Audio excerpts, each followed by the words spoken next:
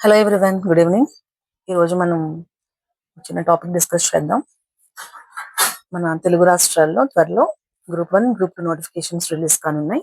దాని నిమిత్తం గ్రూప్ 2లో భాగంగా గ్రూప్ 2లో ఒక ముఖ్యమైన సబ్జెక్టు, అది ఇండియన్ హిస్టరీ, భారతదేశ చరిత్ర. భారతదేశ చరిత్రలో ఉన్న టాపిక్స్, ఏ టాపిక్స్ మనం ప్రిపేర్ అవ్వాలి, ఏ టాపిక్స్కి మనం ఎక్కువ ప్రయారిటీ ఇవ్వాలి చూద్దాం ఒకసారి. Let's see. ఫస్ట్, ఇండియన్ హిస్టరీలో ఫస్ట్ యూనిట్. అసలు యాక్చువల్లీ ఇండియన్ హిస్టరీ 3 పార్ట్స్గా సెపరేట్ చేసి మనకి సిలబస్ ఇవ్వడం జరిగింది. ఆ 3 పార్ట్స్, ఫస్ట్ వన్ వచ్చి ప్రాచీన యుగ భారతదేశ చరిత్ర, అండ్ సెకండ్ వన్ వచ్చి మధ్యయుగ భారతదేశ చరిత్ర, అండ్ థర్డ్ వన్ వచ్చి ఆధునిక భారతదేశ చరిత్ర. ఈ 3 పార్ట్స్ మనం రివైజ్ చేసుకోవాలి కంపల్సరీ.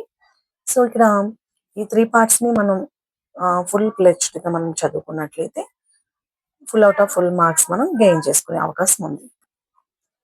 ఓకే, ఆధునిక భారతదేశ చరిత్ర, దీనిలో ఏ ఏ యూనిట్స్ ఉన్నాయి, ఎక్కువ మనం ఏ యూనిట్స్ ప్రిపేర్ అవ్వాలనేది ఒకసారి డిస్కస్ చేద్దాం. ఆధునిక భారతదేశ చరిత్ర, మోడర్న్ ఇండియన్ హిస్టరీలో ఫస్ట్ యూనిట్ ఐరోపా వర్తకుల రాక. ఐరోపా వర్తకుల రాకలో ఉన్న టాపిక్స్ ఒకసారి మళ్ళీ చూద్దాం.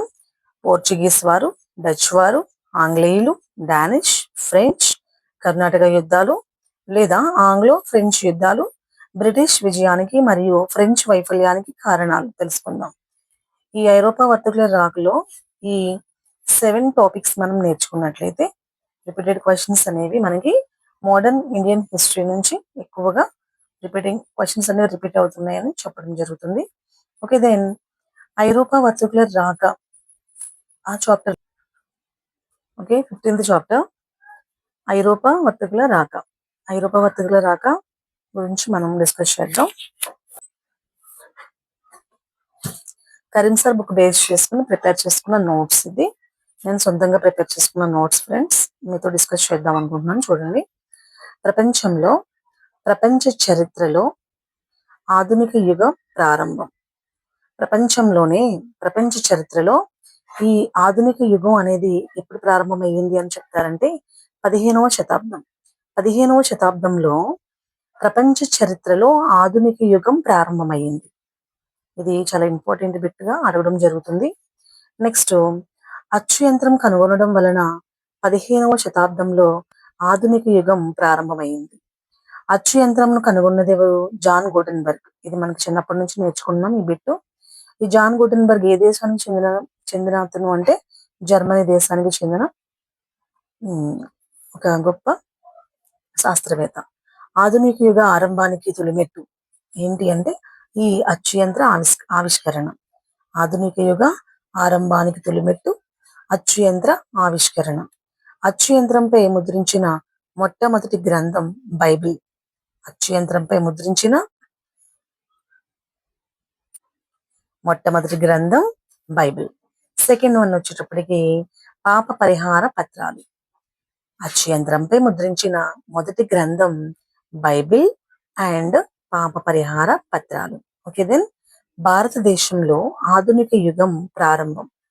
భారతదేశంలో ఈ ఆధునిక యుగ ప్రారంభం ఎప్పుడు జరిగింది? 18వ శతాబ్దం ద్వితీయార్థంలో. ప్రపంచవ్యాప్తంగా అయితే 15వ శతాబ్దం, మన భారతదేశంలో అయితే 18వ శతాబ్దం ద్వితీయార్థంలో భారతదేశంలో ఆధునిక యుగం ప్రారంభమైందని చెప్పవచ్చు. నెక్స్ట్ వన్, ఇది చాలా ఇంపార్టెంట్ బిట్. మీరు డిఫరెన్స్ అనేది క్లియర్ గా తెలుసుకోవాలి. ప్రపంచ పరంగా అయితే 15వ శతాబ్దం, భారతదేశం పరంగా అయితే 18వ శతాబ్దం అని చెప్పొచ్చు. 18వ శతాబ్దం ద్వితీయార్థంలో యూరోపియన్ దేశాల వారు భారతదేశానికి వర్తక వాణిజ్యాల కొరకు రావడం జరిగింది. యాక్చువల్గా ముఖ్యంగా సుగంధ ద్రవ్యాలు, సురేకారం, నల్లమందు, నీలిమందు, ప్రత్తి, పట్టు మొదలగు వస్తువులు కొనుగోలు చేయడం జరిగింది. ఫస్ట్ యూరోపియన్ వాళ్ళు మన ఇండియాకి ఎలా వచ్చారు, దేని నిమిత్తం వచ్చారు అంటే వ్యాపార నిమిత్తం రావడం జరిగింది.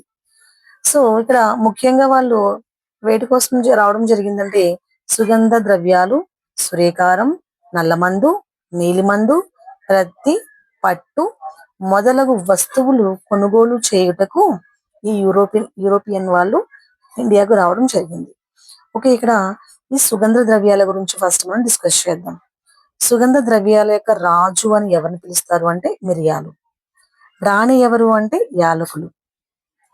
సుగంధ ద్రవ్యాల రాజు మిరియాలు, సుగంధ ద్రవ్యాల రాణి యాలకులు. ఈ 2 బిట్స్ గుర్తుపెట్టుకోండి ఫ్రెండ్స్. నెక్స్ట్, ఇంగ్లాండ్ వారు మిరియాలను నల్ల బంగారం అని పిలిచేవారు. అలాగే రోమన్లు మిరియాలను యవ్వన ప్రియ అని పిలిచేవారు.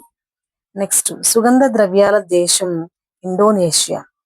సుగంధ ద్రవ్యాల దేశంగా పిలిచే దేశం ఇండోనేషియా. సెకండ్ వన్ వచ్చి సూర్యకారం గురించి మాట్లాడదాం. సూర్యకారం తుపాకీలలో వాడతారు. ఈ సూర్యకారాన్ని తుపాకీలలో వాడతారు. తుపాకీ మందుగా వాడేవారు. ప్రపంచంలో మొట్టమొదటిగా తుపాకీ మందు కనుగొన్న దేశం ఏది అంటే చైనా. సూర్యకారం ఎక్కువగా ఉపయోగించిన రాష్ట్రం బీహార్. ఈ తుపాకీ మందు కనుగొన్న దేశం చైనా. సూర్యకారం ఎక్కువగా ఉపయోగించిన రాష్ట్రం బీహార్ గా చెప్పవచ్చు. ఓకే, టుమారో రిమైనింగ్ టాపిక్ మనం డిస్కస్ చేద్దాం. Okay, good evening.